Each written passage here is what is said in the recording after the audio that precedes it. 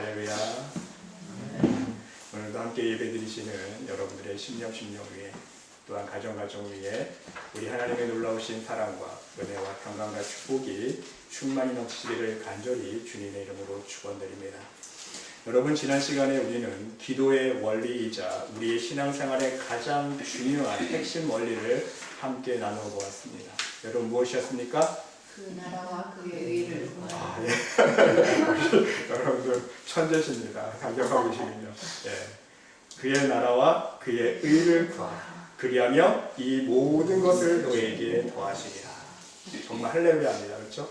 하나님께서 축복하시고자 예비하신 그 약속의 말씀을, 그 모든 축복을, 하늘의 영생의 축복뿐만 아니라 이 땅에 무엇을 먹을까 마실까 무엇을 입을까, 이 땅에 먹고 사는 문제마저도 하나님께서 다 응답하여 주신다는 그 약속의 축복을 받기 위해서는요, 전제 조건이 두 가지였습니다. 기억하시죠? 첫 번째 전제 조건이 그의 나라를 구하라. 두 번째 전제 조건이 그의 의를 구하라. 그런데 우리 신앙인들이 무엇을 착각합니까? 열심히 은혜 받기 위해서, 축복받기 위해서, 응답받기 위해서 하나님의 의는 열심히 구하는데, 열심히 주일 성수하고 예배드리고, 열심히 기도하고, 열심히 찬양하고, 열심히 부르짖고, 열심히 선교하고 전도하지만, 그래도 해보았는데, 저도 해봤어요. 응답이 부진하고 은혜가 부진하고, 나는 이렇게 하나님 열심히 섬겨서 열심히 하나님 부어주시는 충만하신 은혜를 체험하길 원하는데 왜 이렇게 열심히 하는 만큼 하나님의 은혜가 부진한지, 여러분, 우리가 하나님의 말씀의 원리를 깨달은 이제는 알겠죠. 하나님의 나라를 구하는 데 실패했기 때문이에요. 하나님의 나라를 구하라. 예수님께서 하나님의 나라를 구하라. 영적인 의미가 무엇입니까? 하나님 나라 들어가기 위해서 어떻게 해야 된다고요? 우리의 심령이 거듭나야 되잖아요. 니고데모에 말씀하신 것처럼 우리의 심령이 물과 성령으로 거듭나지 않으면 하나님 나라를 볼 수 없느니라. 하나님 나라를 못 들어간다 그랬어요. 바로 예수님께서 하나님의 나라, 그의 나라를 구하라는 얘기는요, 얘들아, 너희들 무작정 소병처럼 무식하게 열심히 내지 말고, 바리새인들처럼 열심히 율법주의 형식적으로만 행하지 말고 어떻게 하라고요? 너희의 심령이 좀 거듭나. 하나님은 사랑이시라. 그 하나님의 마음을 닮아가는, 신의 성품에 참여하는, 바로 예수님 닮아가는 그 형상을 통해서, 진정한 심령 거듭남을 통해서 하나님의 뜻을 온전히 이루라는 말씀이에요. 우리의 심령이 거듭나지 못하고 예배드리니까 하나님이 안 받으시잖아요. 우리의 심령이 거듭나지 못하는 가운데 봉사하니까 책망받잖아요. 마르다처럼. 우리의 심령이 거듭나지 못하면서 예배를 드리니까 사람이 죽어나가잖아요. 왜 그럽니까? 온전한 믿음 가운데 하나님을 사랑하는 마음, 거듭난 심령 없이 우리가 예배드리고 봉사하고 헌신하기 때문에 하나님이 안 받으시는 거예요. 그래서 여러분, 바로 하나님의 나라와 하나님의 의를 구하라. 그리하면 이 모든 것을 너에게 더하시리라. 바로 우리의 기도의 원리이자 우리 신앙생활의 가장 중요한 핵심 원리인 것을 여러분 기억할 수 있으시길 바랍니다. 오늘은 계속해서 하나님 나라를 구하는 심령이 되기 위해서, 온전한 회개를 이루기 위해서 우리는 어떻게 해야 하는가, 이것을 함께 은혜 나누어 보도록 하겠습니다. 그럼 여러분, 회개의 실제적이고 구체적인 방법을 말씀드리기 전에 왜 우리의 신앙생활에 있어서 회개가 중요한지 우리는 이것을 먼저 깨달을 수 있어야 합니다. 여러분, 회개가 왜 중요합니까? 회개는요, 우리 신앙생활에 어찌 보면 비유로 말씀드리면 첫 단추와 같습니다. 여러분, 블라우스 옷 입어보셨죠? 저도 오늘 와이셔츠 입는데 단추가 여러 개 있어요. 첫 단추를 잘못 끼우면요, 잘 모릅니다. 10개 단추가 있으면요, 2개, 3개, 4개 끼울 때까지 몰라요. 내가 첫 단추를 잘못 끼웠는지 모릅니다. 어디까지 가봐야 알죠? 9개 끼고 10개 끼우려고 했을 때, 아차, 내가 실수했구나, 내가 첫 단추를 잘못 꼈구나. 그러면 어떻게 해요? 다시 다 풀러가야 됩니다. 그렇죠? 다시 다 거꾸로 다 풀러서 첫 단추부터 제대로 끼워 넣어야 마지막까지 아구가 탁 맞습니다. 여러분, 우리의 신앙생활도 이와 마찬가지라는 것이죠. 우리 신앙생활의 첫 단추가 잘못되면요, 첫 출발이 잘못되면, 첫 걸음이 잘못되면 도중에는 깨닫지 못해요. 내가 넓은 길 가는 줄 모릅니다. 결국 천국문 앞에서, 예수님 앞에서 외면당할 때까지 내가 도무지 너 모른다, 불법을 행하는 자라, 내게서 떠나가라, 예수님 앞에서 외면당할 때를 깨닫지 못하는 거예요. 결국 그때는 늦습니다. 그렇죠? 그때 가서는요, 애원해도 소용이 없어요. 이를 가며 슬피 울 일밖에 없다는 것입니다. 제 얘기가 아니라 예수님이 말씀하신 거예요. 그렇죠, 여러분? 그때는 울어도 소용없어요. 이를 가면서 슬피 운다고 했어요. 얼마나 원통합니까? 얼마나 억울합니까? 그러면 여러분, 우리의 신앙의 첫 단추는 첫 걸음은 무엇인가? 어떻게 해야 바른 출발을 할 수 있을까? 이러한 고민을 우리가 한 번쯤은, 적어도 한 번쯤은 해야 되는 거 아닙니까? 아니에요. 날마다 이러한 고민 속에 우리가 신앙생활을 해야 되는 거 아닙니까? 내가 진정 하나님 보시기에 바른 길 가고 있는가? 넓은 길 가고 있는가? 하지만 여러분, 이 점에 대해서 대부분 신앙인들이 너무너무 무관심하다는 것입니다. 이것이 우리의 현실이에요. 그렇지 않습니까? 그 심각성을 인식하지 못하는 것이 바로 우리의 현실이라는 사실입니다. 내가 설마? 내가 그래도 집사인데, 내가 그래도 권사인데, 내가 그래도 20년, 30년 신앙생활하는 장로인데, 내가 목사인데 설마 내가 넓은 길 가고 있을까? 나는 좁은 길 가고 있겠지. 여러분, 우리의 모습 아닙니까? 영적인 도만 아닙니까?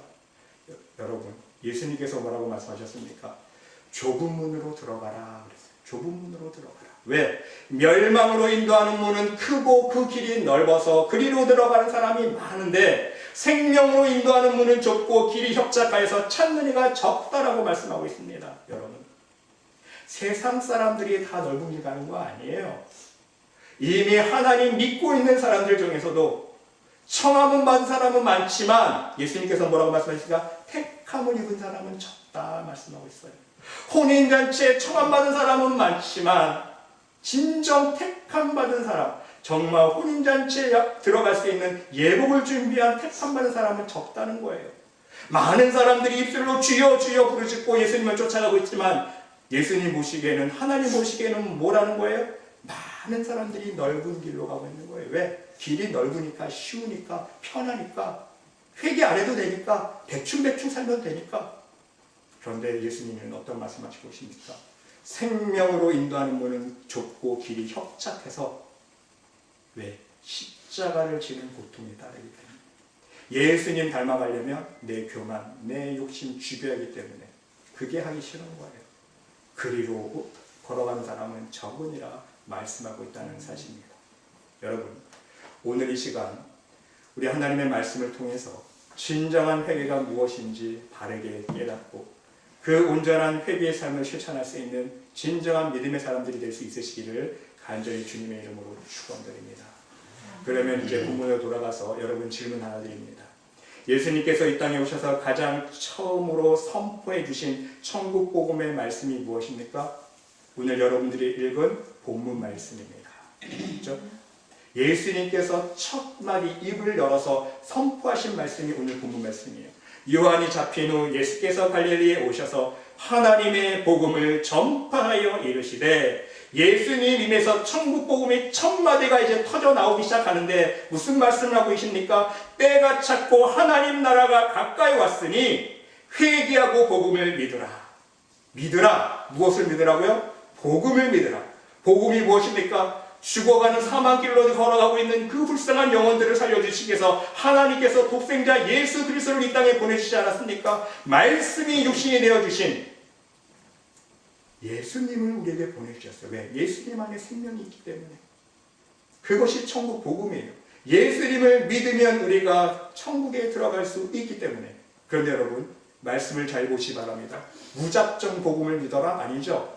앞에 단서가 또 하나 있죠. 뭐죠? 회개하고 해요. 회개. 이거를 망각하면 안 돼요. 예수님조차도요, 무조건 복음 믿으라 그러지 않으셨어요. 단서가 하나 붙습니다. 회개하고 복음을 믿으라. 무슨 뜻입니까, 여러분? 바로 회개가 우리 신앙생활의 첫 단추요, 첫 걸음의 시작이라는 사실입니다. 왜입니까? 그 이유는요, 회개함 없이는요, 하나님께 나아갈 수 없기 때문입니다. 회개함 없이는 복음의 진리를 깨달을 수 있는 귀한 눈과 마음이 열리지 않기 때문입니다. 회개함 없이는 하나님께서 살아 역사 계시는 그 믿음이 생기지 않기 때문인 것입니다. 여러분, 회개를 통해야만, 회개할 수 있는 심령이 돼야만 하나님께서 은혜 베풀어 주시는 거예요. 그런데 여러분, 많은 사람들이 착각하는 것 중에 하나가 하나님을 어떻게 생각합니까? 무작정 하나님은 사랑의 하나님이십니까? 그렇죠? 맞아요. 맞는 말입니다. 틀린 말은 아니에요. 하지만 반쪽만 맞는 말이에요. 내가 믿는 하나님은 사랑의 하나님이십니까? 그 긍휼의 하나님께서, 은혜로우신 하나님께서, 노하기를 거대하시는 그 하나님께서, 예수 그리스도를 통해서 나를 다 용서해 주시는 그 하나님께서 나를 용서해 주셨으니까 이제는 회개할 생각을 안 하는 거예요. 많은 신앙인들이요, 하나님 믿는 사람들이요, 회개할 생각 안 합니다. 죄를 지어도 용서해 주실 거야. 막연하게. 하나님 용서의 하나님인데, 하나님의 사랑의 하나님인데, 교회 와서 예배드리면서 그냥 몇 마디 회개기도 하면 끝나겠지? 무감각해진다는 거예요. 화인 맞은 양심이 되어져 버립니다. 그러나 여러분, 하나님은 뭐라고 말씀하고 계시는지 시편 7편 11절로 12절 말씀해 보면요, 정말 중요한 말씀입니다. 시편 7편 11절로 12절의 말씀해 보면 하나님은 의로우신 재판장님이시며 매일 분노하시는 하나님이시로다. 사람이 회개치 아니하며 저가 칼을 가르시며 그 활을 이미 당기어 예비하셨도다. 여러분, 사람이 뭐하지 아니하며 회개하지 아니하며 어떻게 하신다고요? 하나님이 칼을 가르신다고 그러는 거예요. 이미 활을 당기어 예비하셨다. 무슨 말씀입니까? 회개하지 않은 심령은요, 반드시 하나님이 심판하신다는 거예요. 저주하신다는 거예요. 이 땅에 살 때에 사망의 열매를 맺을 수밖에 없다는 거예요. 왜 이 말씀을 쏙 빼버립니까? 이 말씀은 하나님 말씀 아닙니까? 여러분, 하나님은요, 회개하고자 하는 자에게 긍휼을 베푸시는 사랑의 하나님입니다. 이해가 되세요? 회개하지 않으면요, 긍휼의 하나님, 사랑의 하나님도 없는 거예요. 회개하고자 하는 그 마음이 있을 때에 우리는 사랑의 하나님을 체험할 수 있다는 것을 깨달을 수 있어야 된다는 것입니다. 이사야서 59장 1절로 3절 말씀 보시기 바랍니다. 여호와의 손이 짧아 구원치 못하심도 아니요 귀가 둔하여 듣지 못하심도 아니라 오직 너희 죄악이 너희와 너희 하나님 사이를 내었고 너희 죄가 그 얼굴을 가리면서 너희를 듣지 않으시게 하느니 이는 너희 손이 피해 너희 손가락이 죄악에 더러웠으며 너희 입술은 거짓을 말하며 너희 혀는 악독을 바람이라. 하나님께서 왜 우리를 구원하지 않으십니까? 이스라엘 백성들 안 하셨습니까? 왜 기도를 열심히 하는데 부르짖는데 왜 하나님이 듣지 않으십니까? 귀가 없어서 그게 아니잖아요. 너희 죄악이, 너희 죄가 하나님과 너희 사이를 갈라내었다 그랬어요. 너희 죄가 그 얼굴을 가리어서 너희를 듣지 않으시게 하는 거예요. 우리의 죄 때문에 하나님이 얼굴을 외면하시는 거예요. 우리가 부르짖으면요, 하나님께서 우리를 향하여 바라보시면서 사랑의 손길을 펼쳐주셔야 되는데 하나님께서 외면하시는 거예요. 하나님께서 귀를 막으시는 거예요. 그 이유가 무엇입니까? 그 이유는 너희 손이 피해 너희 손가락이 죄악에 더러웠으며 너희의 입술은 거짓을 말하며 너희 혀는 악독을 바람이라. 여러분, 바로 우리의 죄악 때문에, 하나님과 사이의 막힘담 때문에 우리는 하나님께 나아가지 못하게 된 사망의 존재가 되었다는 사실입니다. 그 죄 때문에 하나님께서 우리의 기도 안 들으시구나. 그 죄 때문에 우리가 예배드려도 제사드려도 하나님 안 받으시는 거예요. 그 죄 때문에 우리가 공을 드리고 예물을 드리고 헌물을 해드려도 하나님께서 안 받으시는 거예요. 이 땅에 다 떨어지는 거예요. 그러므로 그 죄담을 허무는 회개가 먼저 선행될 때에 우리는 진정 하나님의 구원의 자녀로서 하나님 베풀어 주신 온전한 은혜와 축복의 열매를 누리며 살아갈 수 있는 믿음의 자녀들이 될 수 있다는 말씀인 것입니다. 사랑하는 성도 여러분, 그러면 회개는 무엇입니까? 우리는 온전한 회개가 무엇인지 말씀 안에서 그 회개의 7단계를 먼저 깨달을 수 있어야 됩니다. 회개의 첫 단계는요, 먼저 회개할 마음이 생겨야 됩니다. 하나님 앞에 통회하는 마음이 생겨야 되는 거예요. 시편 51편 17절 말씀해 보면요, 하나님의 구하시는 제사는 뭐라고요? 하나님은 어떤 제사를 원하십니까? 상한 심령이라 그랬어요. 다윗의 고백입니다. 하나님의 구하시는 제사는요, 황소가 아니에요. 양이 아닙니다. 비둘기가 아니에요. 예물이 아니에요. 그렇죠? 하나님이 가장 먼저 구하시는 제사는요, 우리의 상한 심령이라. 하나님이여 상하고 통회하는 마음을 주께서 멸시치 아니하시리이다. 바로 하나님 앞에 회개하고자 하는 그 통회하는 심령을 우리가 마음속에 품을 수 있어야 된다는 것입니다. 그리고 두 번째는요, 내가 죄인임을 깨달아야 됩니다. 누가복음 18장 13절 말씀해 보니까 세리는 멀리 서서 감히 눈을 들어 하늘을 우러러보지도 못하고 다만 가슴을 치며 가로되 하나님이여 불쌍히 여기옵소서 나는 죄인으로소이다 고백합니다. 세리가 고백합니다. 내가 죄인인 것을 깨달은 거예요. 의인이 아니라는 걸 깨달은 거예요. 그리고 더 나아가서요, 이 고백은요 우리의 죄의 자복으로 나가야 됩니다. 예레미야 3장 13절에 보니까 너는 오직 너의 죄를 자복하라 그랬어요. 그 이유는 내 하나님 여호와를 배반하고 너의 길로 달려 모든 푸른 나무 아래에 이방신에게 절하고 내 목소리를 듣지 아니하였음이니라 여호와의 말입니다. 하나님의 말씀을 듣지 않고 순종하지 아니하고 이방 스님을 섬기고 불순종했던 모든 죄를 자복해야 된다는 거예요. 여기서 자복하라는 얘기는요, 이 단계까지만 해도 온전한 회개의 의미는 아닙니다.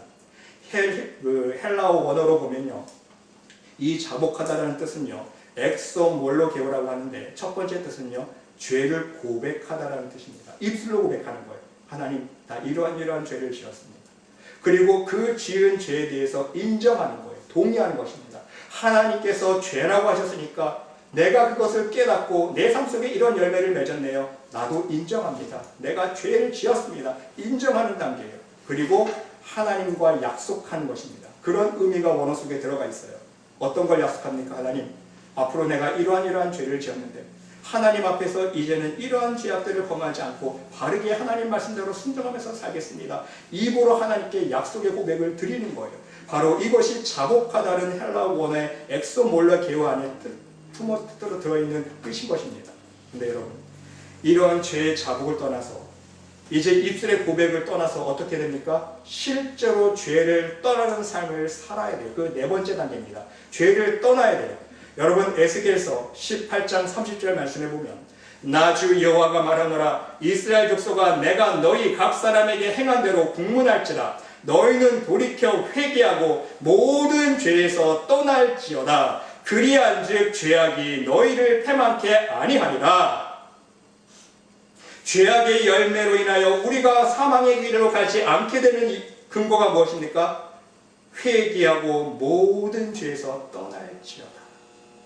여기서 회개하다라는 여러분 헬라어 뜻은요 메타노에로라는 뜻인데 아예 돌아서서 길을 바꾸는 거예요.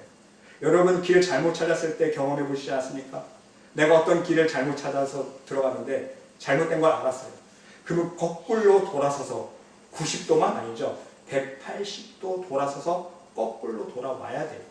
그것이 온전히 회개하다라는 의미인 것입니다. 완전히 돌아와야 되는 거예요.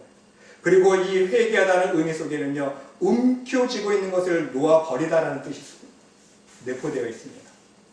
내가 이 세상 것 움켜쥐고 거 있다면, 내가 재물을 움켜쥐고 있다면, 내 명예를 움켜쥐고 있다면, 내가 건강 자식 그것이 나의 우상이라면 그 움켜쥐고 살아온 것을 모두 다 하나님께 손을 벌려서 다 내려놓는 것이 바로 죄를 떠나는 온전한 회개의 삶이라는 거예요. 그래서 죄를 자복하다는 의미는요 입술로 고백하는 것에 그치지만 여기서 죄를 떠나고 회개한다는 의미는요 우리의 삶의 열매로 실제로 행동으로 실천한다는 의미에서 회개의 의미를 내포하고 있다는 사실입니다. 그래서 여러분 이러한 죄를 떠나는 진정한 회개의 삶을 통해서 어떻게 됩니까? 다섯 번째 단계로 이제는 하나님께로 돌아서는 삶을 살아야 돼요. 호세아서 6장 1절 말씀해 보니까 오라 우리가 여호와께로 돌아가자.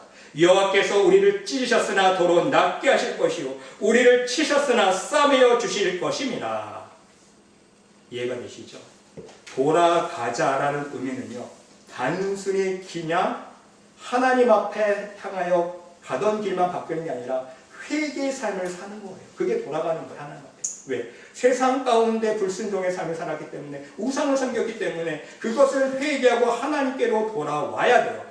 그래야 하나님께서 우리를 찢으셨으나 도로 낫게 해주시고요. 우리를 치셨으나 다시 싸매어 주시고요. 우리의 눈에서 눈물을 흘리고 우리의 마음이 찢어지는 상황 가운데 있을지라도 하나님께서 다시 싸매어 주시고 고쳐주시고 치유시켜 주시고 다시 형통한 은혜로 축복의 은혜로 인도해 주신다는 말씀인 것입니다. 그리고 여섯 번째 단계로요. 하나님만을 바라보고 항상 의지하는 순종의 삶을 살아야 되는 거예요. 하나님을 돌아간다는 의미는요. 하나님을 체험할 때만, 하나님의 능력의 손길만을 체험할 때만 하나님을 경배하고 찬양하는 것이 아니라 호세아서 12장 6절 말씀을 보니까 그런즉 너희 하나님께로 돌아와서 인애와 공의를 지키며 항상 너희 하나님을 바라볼지어다. 하나님을 바라보는데 어떻게 바라보고요? 좋을 때만? 기쁠 때만 아니죠. 항상 기쁠 때나 슬플 때나 하나님께서 응답을 주실 때나 응답이 좀 더디될 때나 항상 하나님을 바라볼 수 있어야 되는 거예요. 그 항상 하나님을 바라보는 마음가짐은 어떤 마음가짐입니까? 하나님께로 돌아와서 인애와 공의를 지키며 바로 하나님 뜻대로 순종하는 삶을 살아야 되는 거예요. 그래서 마지막 단계, 7번째 단계로 회개에 합당한 삶의 열매를 맺을 수 있어야 되는 것입니다. 누가복음 3장 8절에 예수님께서 그러므로 회개에 합당한 열매를 맺고 속으로 아브라함이 우리 조상이라 말하지 말라 말씀하셨습니다. 회개에 합당한 열매를 맺어라. 우리의 삶 속에 온전한 회개의 열매를 맺을 수 있을 때에 하나님께서 그 회개를 온전히 인정해 주신다는 말씀인 것입니다. 여러분, 회개는 어떻게 이룰 수 있는가? 지난 시간에도 한번 간단히 핵심만 말씀드렸다시피 회개는요, 우리의 눈물 콧물로 하는 게 아닙니다. 이미 우리가 눈물 콧물로 회개할 수 있었다면요, 하나님께서 눈물 콧물 흘리면서 그 회개를 받아주셨다면요, 예수님 오실 필요 없었잖아요. 그렇죠? 이해가 되시죠? 이스라엘 백성들이 눈물 콧물 흘리면서 하나님께 부르시면서 기도했을 때에 하나님께서 그 기도를 들어주시고, 그래 너희가 온전히 회개 기도했으니까 이제 게임 끝났다, 내가 용서해 줄게. 그러면 모든 게 다 끝난 거예요. 그런데 왜 굳이 예수님까지 보내주셔서 예수님을 십자가에 못 박혀 돌아가시겠냐는 것이죠. 그 의미는요, 이제는 우리 인간의 자의로는, 우리 인간의 힘으로, 인간의 지혜로는요, 하나님 앞에 온전한 의인의 모습으로 설 수 없기 때문에, 온전한 회개를 이룰 수 없기 때문에, 하나님과 우리 인간 사이의 죄에 막힌 담을 우리 인간의 힘으로는요, 눈물 콧물 흘려서 회개하기 위해서는요, 이제 그것을 허물어버릴 수가 없어요. 씻어버릴 수가 없기 때문에 하나님께서 우리의 가장 큰 은총을 베풀어 주신 이유 중에 하나가 말씀이 육신이 되어 우리 가운데 거하신 바로 독생자 예수 그리스도를 우리에게 보내주셨다는 사실인 것입니다. 여러분, 그래서 회개는요, 말씀으로 해야 되는데 쉽게 이해하기 위해서 여러분, 회개는요 무엇과 같냐면요, 비유의 말씀을 드리면 바로 빨래하는 작업과 같습니다. 여러분, 저는 군대 가서 손빨래를 참 많이 해봤는데, 여러분 찌든 때 든 옷 빨 때에 세탁기로 넣어서 안 빨리는 거 손빨래 하잖아요. 그렇죠? 그러면 여러분, 우리가 손빨래 할 때에 정말 찌든 때가 시커멓게 보여요. 그걸 빤다고 열심히 문지르면 때가 지워질까요? 열심히 문지를 때는 뭐가 되는 것 같죠? 그렇죠? 그런데 비누칠하지 않은 빨래를요, 햇볕에 말려보세요. 말려보면 얼룩이 때가 그대로 남아있습니다. 뭐가 빠졌죠? 비누가 빠졌잖아요. 그 얼룩을 지우기 위해서는요, 때를 우리가 씻어내기 위해서는요, 반드시 비누칠을 해야 되는데, 그것도 비누칠을 많이 하면 할수록 때는 깨끗하게 지워지는 거예요. 그게 원리잖아요. 간단한 원리인데, 그것이 우리의 신앙 원리가 회개 작업과 똑같다는 거예요. 우리가 회개 기도할 때 여러분, 눈물 콧물 흘리면서 우리가 얼마나 많이 회개 기도 해봤습니까? 여러분, 회개 기도 많이 해봤잖아요. 눈물 콧물 흘리면서 열심히 회개 기도하는데, 회개 기도할 때는 속이 좀 시원해요. 스트레스가 좀 풀리는 것 같습니다. 그런데 회개하고 나면 내 심령이 그대로 온전한 거듭난 열매를 맺을 수 있으니까 안 되잖아요. 옛날로 꽝. 그게 문제인 거예요. 왜 그렇습니까? 비누칠을 안 해서. 기도가요, 우리가 빨래할 때 문지르는 작업이라면 그 때를 지을 수 있는 능력은 무엇입니까? 그거는요, 하나님의 말씀이라는 것이죠. 하나님의 말씀은요, 쉽게 말씀드리면 비누의 역할이에요. 영적인 비누라는 거예요. 하나님 말씀 없이는요, 온전히 회개를 이룰 수 없다는 거예요. 왜? 하나님의 말씀은 살았고 운동력이 있어 저의 낯선 어떤 검보다도 예리하여 우리의 혼과 영감의 관조가 구슬을 찔러 쪼갠다 그랬어요. 성령의 검이잖아요. 하나님의 말씀은 성령의 검이에요. 능력입니다. 영적인 비누예요. 하나님의 말씀을 열심히 말씀으로 우리가 회개해야 우리의 시커먼 마음속에 있는 더러운 때들이 교만의 때, 욕심의 때, 미움의 때, 신경질의 때 이런 것들이 조금씩 씻겨나갈 수 있다는 사실입니다. 여러분, 이것을 예수님께서도요, 마태복음 7장에서 여러분 좋은 나무 비유 많이 읽어보셨잖아요. 많이 설교 들었습니다. 다 아는 비유의 말씀입니다. 예수님께서 뭐라고 말씀하셨습니까? 좋은 나무에서 좋은 열매 맺는다 그랬죠. 나무가 좋으면 좋은 열매 맺고, 나무가 나쁘면 나쁜 열매 맺고, 나무가 좋은데 나쁜 열매 맺습니까? 그럴 수가 없죠. 반대로 나쁜 나무인데 좋은 열매 맺을 수 있습니까? 그럴 수가 없는 거예요. 당연한 이치 아닙니까? 나무가 좋아야 열매가 좋은 거예요. 그럼 여러분, 예수님께서 이 비유의 말씀을 우리에게 주신 이유는요, 온전한 회개가 무엇인지 깨닫게 하기 위해서라는 것이죠. 우리는 지금까지 어떻게 기도해 왔습니까? 나무인 우리는 회개할 생각합니다. 열매만 회개합니다. 이해가 되세요? 쉽게 말씀드리면요, 우리는 생활하면서 실생활에서 많은 죄의 열매를 맺지 않습니까? 교만의 열매를 맺고, 미움의 열매를 맺고, 신경질의 열매를 맺고, 짜증의 열매를 맺고. 하나님, 오늘 나 욕심 부렸네요. 내가 오늘 욕심 부린 것에 대해서 회개기도 합니다. 안 하는 게 아니에요. 그렇죠? 회개기도 하는데 그 다음날 되면 어떻게 되죠? 똑같은 열매 맺어요, 안 맺어요? 똑같은 열매 맺잖아요. 그럼 그게 회개한 거예요? 회개다. 하나님, 오늘 나 교만하게 살았대요. 누구 미워 죽겠는데 미워했습니다. 하나님 용서해 주세요. 회개 기도는 했어요. 그러면 그 다음날 오늘 밤에 기도했으면 그 다음날 회개합당한 열매를 맺어야 되는데 그게 안 된다는 것이죠. 우리의 현실은요. 왜? 똑같은 열매를 맺는 거예요. 그럼 여러분, 똑같은 열매를 맺게 된 원인이 어디에 있습니까? 나무가 안 변한 거예요. 이해가 되세요? 내 교만의 나무는 그대로 있어요. 내 욕심의 나무는 그대로요. 내 나무는 신경질의 나무예요. 내 나무는 거짓말하는 나무예요. 미움의 나무예요.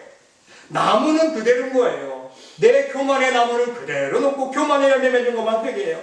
내 나무는 욕심의 나무인데 내 나무는 그대로 두고 욕심의 열매 맺은 것만 회개해요.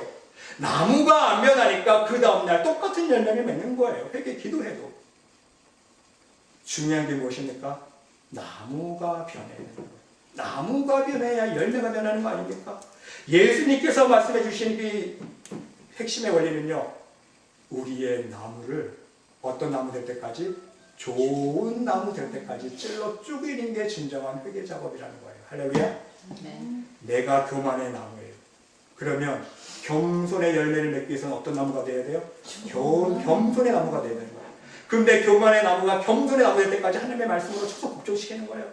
말씀으로 찔러 쪼개어서 겸손의 나무가 돼야 겸손의 열매가 맺혀지는 거예요. 내가 신령질의 나무예요. 그래서 신령질의 열매를 맺을 수밖에 없는데 좀 오은의 열매를 맺고 싶어요. 그러면 어떻게 해요? 신령질의 나무인 내 나무를 하나님의 말씀으로 찔러 쪼개는 거예요. 어떤 나무 될 때까지? 온유의 나무가 될 때까지. 그러면 온유한 열매를 맺을 수 있게 된다는 말씀인 것입니다. 이것이 진정한 회개의 원리라는 거예요. 여러분, 이것이 우리가 말씀을 생활해야 하는 가장 근본적인 첫째 되는 이유인 거예요. 오늘은 하나님의 말씀으로 회개하는 것만 내가 말씀드리지만 바로 우리가 이제 앞으로 8주, 9주를 통해서 하나님의 말씀이 어떤 역할들을 하는가 하나하나씩 우리가 은혜를 나눠볼 텐데 오늘은 여러분 이것 한 가지만 기억할 수 있으시기를 바랍니다. 회개는요, 하나님 말씀으로 할 수 있다.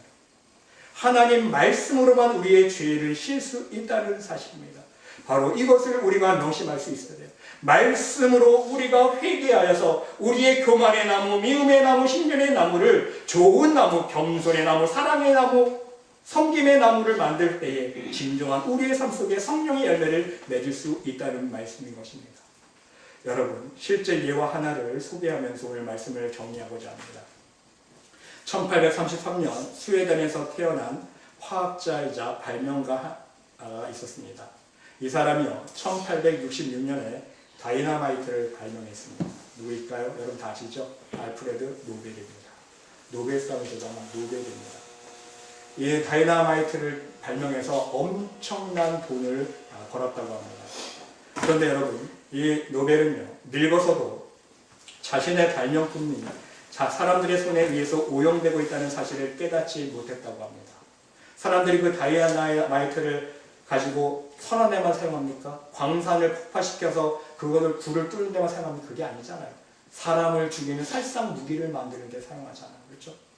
그런데 그렇게 악용되는 것들, 자기가 발명품이 선한 데 사용되지 아니하고 그렇게 사람을 죽이는 무기를 만드는 데 사용한다, 그 나쁜 데 사용된다는 걸 심각하게 깨닫지 못했다고 합니다. 그런데 어느 날 아침에 뉴스 기사를 보려고 신문을 펼치는 순간 이 알프레드 노벨이 깜짝 놀랍니다. 충격에 빠집니다. 왜입니까? 조간 신문 1면에 가장 크게 기사가 났는데 알프레드 노벨 사망하다. 다이너마이트 왕이 죽다. 죽음의 사업가, 파괴의 사업가라고 자신을 표현한 기사를 읽게 되었다고 합니다. 사실은 어느 기자의 실수로 동명이인인 사람이 죽었는데 그 알프레드 노벨이 죽인 줄 알고 잘못 오보된 기사를 냈다고 합니다. 그런데 여러분, 중요한 사실은요, 이 기사를 읽으면서 노벨이 깨달은 것이 한 가지 있다고 합니다. 정말 값진 것 한 가지를 깨달았는데 자신이 죽으면 사람들이 자신을 어떻게 평가할 것인가를 미리 깨달았다는 거예요. 자신이 실제 죽은 다음에 기사 쓰면 자기 돌이킬 기회가 없었는데 자기도 심각하게 그걸 인식하지 못하고 있었는데 자기가 살아있을 때 그 기사를 보니까 그 심각성을 깨달은 거야. 사람들이 나를 이렇게 평가하고 있구나. 다이너마이트를 발명한 나를 존경하는 것이 아니라 어떻게 생각해요? 죽음의 사업가, 파괴의 사업가라고 나를 저렇게 안 좋게 평가하고 있구나. 노벨은요, 이것을 깨달은 후에 자신의 인생을 이렇게 끝내고 싶지 않았다고 합니다. 그래서 죽음이 아니라 생명을 살린 그 무엇에 기여하고 싶었습니다. 그래서 결국은 노벨이 어떻게 합니까? 자신의 그 많은 재산을 다 평화와 번영을 목적으로 하는 노벨 평화상 제도를 만드는 그 사업에 투자를 했다는 거예요. 그래서 아직까지도 매해 노벨 평화상이 계속 진행되고 있지 않습니까? 자신의 인생을 깨닫고 나서 바꾼 거예요, 삶을. 근데 어떻게 인생을 바꿨습니까? 신문 기사, 그 한 기사를 보고 나서 자신의 인생을 알았다는 거죠. 내가 이렇게 이대로 죽으면 나는 죽음의 사업가요, 파괴의 사업가로 나는 전락되고 맙니다. 사람들이 이렇게 평가받고 이렇게 끝나는구나. 네, 여러분, 여기서 우리가 배워야 할 것이 무엇입니까? 우리는요, 우리의 인생의 마지막 날 우리는 하나님 앞에서 어떻게 평가를 받을 것인가. 여러분 한번 생각해 보셨습니까? 사람이 아니라 우리는 하나님 보실 때 내가 이 세상에 인생 시간을 다 살고 하나님 부르시는 그날 하나님 앞에 섰을 때 과연 하나님은 나를 어떻게 평가해 주실까? 잘했다 칭찬해 주실까? 그래, 너 이 세상에서 정말 수고 많이 했구나. 하나님의 나라와 의를 위해서, 선교를 위해서, 죽어가는 영혼들을 섬기기 위해서 네가 정말 애쓰고 노력하고 수고했구나. 칭찬받을 수 있을까? 아니면 야, 너도 신앙생활 그렇게 했다고 자부심 있니? 내가 너의 신앙생활 한 거 보니까 너 대충 하고 주일 성소도 대충 지키고 예물 드릴 때도 대충 있으면 드리고 없으면 안 드리고 봉사할 때도 시간 나면 봉사하고 시간 없으면 봉사 안 하고 하나님이 살아계신지 안 계신지 모든 일을 결정할 때마다 여호와 살아계신 하나님의 은혜의 손길을 의지하는 것이 아니라 너의 지혜를 의지하고 너의 능력을 의지하고 세상에 힘 있는 사람들을 배경으로 너 그렇게 일을 처리하지 않았니? 너는 나를 믿지 않았구나. 여러분, 하나님 보실 때에 과연 우리의 믿음이 어떻게 평가될 것인가? 여러분, 알프레드 노벨이 신문 기사를 보고 깨달은 것처럼요, 우리는 무엇을 보고 깨달을 수 있습니까? 하나님 말씀을 보고 깨달을 수 있다는 것이죠. 그것이 얼마나 의미 있는가? 그것도 매일매일 살아계신 하나님의 말씀을 묵상할 수 있도록 하나님께서 기록된 말씀까지 우리에게 주시지 않았습니까? 태초에 말씀이 계시니라 이 말씀이 하나님과 함께 하셨으니 이 말씀은 곧 하나님이시라 그랬어요. 요한복음 1장 1절에서 말씀이 곧 하나님이신데 그 하나님이 우리와 함께하여 주시기 위해서 기록된 말씀으로까지 우리 손에 들려주셨는데 우리는 하나님의 말씀을 읽지 않는 거예요. 하나님의 말씀을 읽으면 왜? 내 죄가 드러나기 때문에 어둠이 빛을 싫어하는 거예요. 요한복음 말씀처럼 내 죄가 드러날까 봐 말씀 안 읽는 거예요. 내 죄가 드러날까 봐 하나님의 말씀의 빛 앞에 가까이 가지 못하는 거예요. 왜? 말씀을 읽으면 찔리니까. 말씀을 읽으면 내 죄가 드러나니까. 여러분, 깨달아야 돼요. 말씀을 통해서 진정 하나님께서 찔러주시는 게 은혜요 축복이신 줄 믿으시기 바랍니다. 말씀을 통해서 야, 하나님은 겸손하게 살라고 했는데 하나님 내가 교만하게 살았군요. 이렇게 살다가는 예수님 앞에 섰을 때에 분명히 나너 모른다 외면당하겠군요. 하나님 지금 일깨워 주시니 감사합니다. 하나님 내 힘으로는 회개할 수 없습니다. 말씀으로 회개하고자 하니 하나님 내가 말씀 붙들고 묵상할 때에 하나님의 말씀의 빛 가운데 거하게 해주셔서 내 마음속에 있는 어두운 죄의 그늘들을 하나님의 말씀으로 비춰주시사 다 물러가게 하시고 씻어주시고 정결케 하여 주시사 하나님 모시기에 거룩한 신령 될 수 있도록 축복하여 주시옵소서. 우리가 바로 하나님의 말씀을 묵상할 당근이라는 것이죠. 사랑하는 성도 여러분 신앙생활 하시면서 얼마나 하나님 말씀과 가까이 하고 계십니까? 이전에는 하나님의 말씀으로 회개하는 건 여러분 깨닫지 못했을 거예요.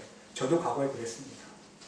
근데 정말요 하나님 말씀으로 회개가 이루어진다는 걸 깨닫고 하나님 말씀으로만 우리 심령이 거듭날 수 있다는 걸 깨닫고 말씀 생활을 하다 보니까 실제 회개하고자 하는 심령으로 말씀을 대하다 보니까 달라지더라고요. 여러분 제가 목사라서 말씀을 드리는 게 아니에요. 경험자로서 하나님을 믿는 하나님의 자녀로서 저도 하나님의 자녀로서 하나님의 은혜를 간구하고 하나님 만나고 싶고 하나님의 은혜 손길을 체험하고 싶고 얼마나 발버둥쳤는지 몰라요. 그럴 때에 하나님 말씀 붙들고 회개했을 때에 마음속에 평강이 찾아오는 것을 느꼈어요. 여러분 말씀 생활하면요 이런 간증들이 사람들 하게 됩니다. 그런 체험들을 좀 많이 했어요. 사람들하고 신앙생활하면서 사람들이 간증을 해요. 목사님 정말 말씀 생활했더니요 회개하는 마음으로 말씀을 쓰고 회개하는 마음으로 말씀을 매일매일 읽으니까요 목사님 참 신기해요. 예전에는요 내가 신경질이 많아서 누가 옆에서 한 번만 푹 찌르면 욱 물러나왔는데요 이제는 나도 모르게 옆에서 자꾸 찔러도 이제 신경질도 안 나와요. 짜증도 안 나와요. 참 신기해요. 그게 회개예요. 여러분 이해가 되세요? 억지로 회개했다는 열매를 내는 게 아니라 회개했다는 열매는요 저절로 절로 열매 맺는 거예요. 녹음 15장 말씀처럼 절로 열매. 왜? 심령이 변하니까. 예전에는 마음이 강팍했을 때는요 나밖에 몰랐을 때는 이기적이었을 때는요 옆에 사람이 뭐라고 한마디만 하면 꾹 올라오는 성격이었는데 이제 하나님의 말씀으로 내 심령이 좀 부들부들해지니까 좀 겸손해지니까 교만한 요소들이 좀 씻어지니까 옆에서 뭐라고 하든 화낼 게 없는 거예요. 하루에 10번 신경을 내고 하루에 10번 짜증내던 사람이 9번, 8번 저절로 줄어드는 거예요. 그게 회개했다는 열매를 맺는 거예요. 인간의 힘으로 안 돼요. 여러분 해보세요. 되나? 여러분 성질 여러분 스스로 죽일 수 있으세요? 안 돼요. 하나님의 말씀으로만 가능하다는 얘기죠. 더 나가서요 하나님 말씀으로 회개하고 묵상하다 보면요 담대함이 생깁니다. 천국에 대한 소망이 생겨요. 이 세상에 대한 근심과 염려가 사라진다는 거예요. 왜? 하나님이 계시는 걸 확실히 믿어지니까 체험되어지니까 마음속에 두려움이 사라지는 거예요. 염려함이 없어집니다. 근심 걱정이 사라져요. 아, 하나님 살아계시는데 뭐 하나님이 해주실 건데 왜? 내가 무슨 걱정이야. 하나님께 맡기고 기도하면 하나님이 응답해 주실 걸 알기 때문에 체험해 봤기 때문에 마음속에 담대한 믿음이 생기는 거예요. 사도 바울 고백처럼 내게 능력 주시는 자 안에서 내가 모든 것을 할 수 없는 일이 아니라 있는 일이에요. 내가 할 수 있는 때 아닌 게 고백이 아니라 내게 능력 주시는 자 안에서 하나님이 능력 주시니까 모든 걸 할 수 있다는 얘기예요. 인간이 할 수 있는 가장 겸손한 고백입니다. 그렇죠? 내가 할 수 있다는 건 아무것도 없다는 고백이에요. 하나님이 은혜 주시고 하나님이 지혜 주시고 하나님의 능력 주셔야만 내가 할 수 있다는 고백 아닙니까? 얼마나 겸손한 고백입니까? 여러분 하나님 말씀 안에 거할 수 있는 여러분 모두가 될 수 있으시길 바랍니다. 오늘 명심하셔야 될 것 한 가지만 기억하세요. 회개는 무엇으로 한다? 눈물 콧물로 하는 거 아닙니다. 회개는요 말씀으로 하는 거예요. 여러분 매일매일 샤워할 때 비누칠 안 하세요? 비누칠 안 하고 샤워하시는 분 있으세요? 없잖아요. 우리가 기도할 때도 마찬가지예요. 하나님 말씀으로 회개하는 거예요. 기도가 로켓이라면 그 기도를 하나님 보좌 앞에 쌓아 올릴 수 있는 능력의 기도는 무엇입니까? 하나님 말씀이라는 거예요. 하나님 말씀 없이 로켓 맨날 쌓아 올라보세요. 1m도 못 가서 그냥 땅에 다 떨어지는 거예요. 상달이 안 되는 거예요. 그러니까 은혜가 안 임하고 응답이 안 떨어지는 거예요. 이해가 되십니까? 이게 원리예요. 하나님 말씀으로 회개할 수 있을지 바랍니다. 여러분 오늘부터 하나님 말씀 안에서 회개하시는 심령이 되셔서 하나님 앞에 매일매일 더 깨끗하고 거룩한 심령으로 기도하실 때에 하나님께서 여러분의 그 심령 기뻐 흠양하여 주시고 또한 여러분의 삶 속에 하나님께서 무한하신 은혜와 사랑과 축복과 응답의 열매들을 이루어 주시기를 믿습니다. 아멘.